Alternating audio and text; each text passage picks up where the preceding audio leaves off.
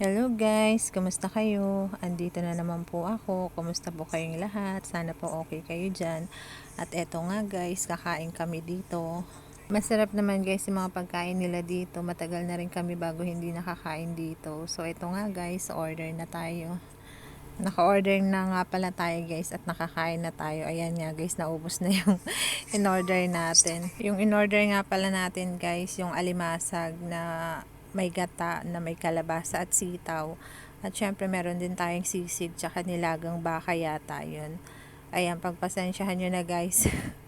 Hindi ko yata na videohan yun. Etong part na to guys, tapos na kaming kumain. Tapos yun, kumakain na ako ng halo-halo. Yung in-order pala namin guys, yung unlimited rice na siya, unlimited iced tea na din siya.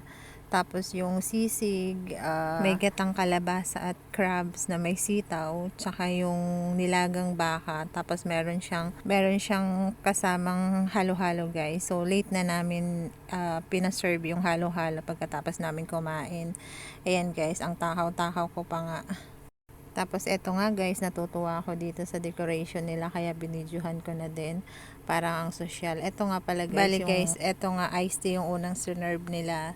Tapos eto, yung unang naubos nga pala guys, yung may gata na sitaw with crabs, with kalabasa. Yun yung unang naubos namin kasi ang sarap. At ayan nga guys, dahil hindi namin naubo, so iti-take out na lang natin para syempre kinabukasan pwede nating baunin.